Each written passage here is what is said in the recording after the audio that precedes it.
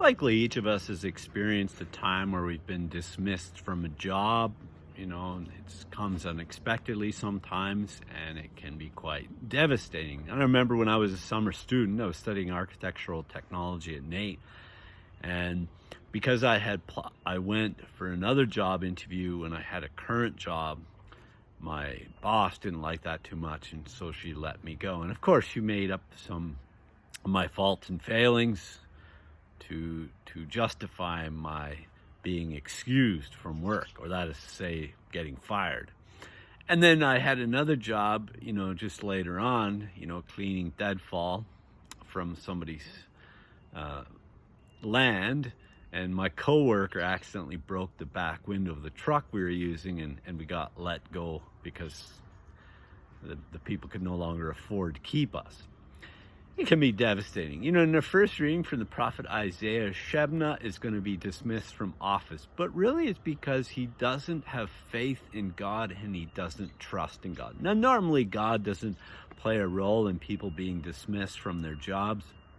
God wants us to have work because it offers dignity and gives us purpose in life. It's the way that we can serve others. And so Eliakim will take over because he is a true servant of the Lord. He trusts in God, especially God's protection. In moments when we are maybe dismissed from a job or we're going through a difficult time, we can really draw from our second reading, the letter to the Romans, is that we can awe and wonder that God has saved us. That God has come to bring us salvation, that is to say, well-being. God wants us to be healthy. And God will go as far to become human and to accept death on the cross. And really, this wisdom of God that God operates out of is too far beyond our understanding. We can only awe and wonder at God's goodness. Now, in our gospel reading, Peter is about to get a new office or a new job. But first, Jesus is going to ask, who do you say that I am? Now first he asks, who do the common people say that I am? He's not asking who the Pharisees think he is, because they don't have much use for Jesus.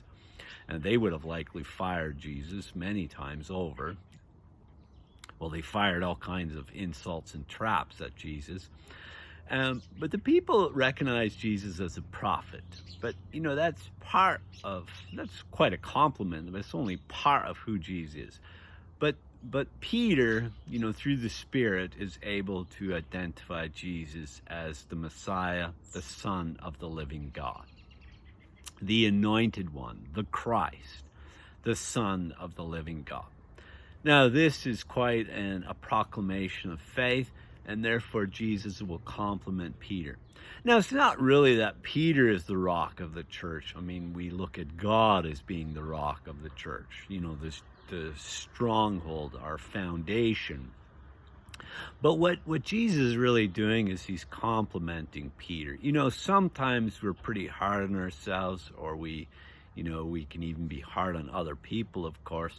But God always sees with goodness and our potential. And so Peter will eventually become the rock. He will become the leader of the church. And he will have the keys because he will open the door to the gospel life for others. And so as we gather around the table of Lord, whatever job that we have, or maybe whatever job we're seeking, we come to be encouraged by our God, who sees us as we truly are. And what a blessing it is that we can do our work for God as we serve our brothers and sisters.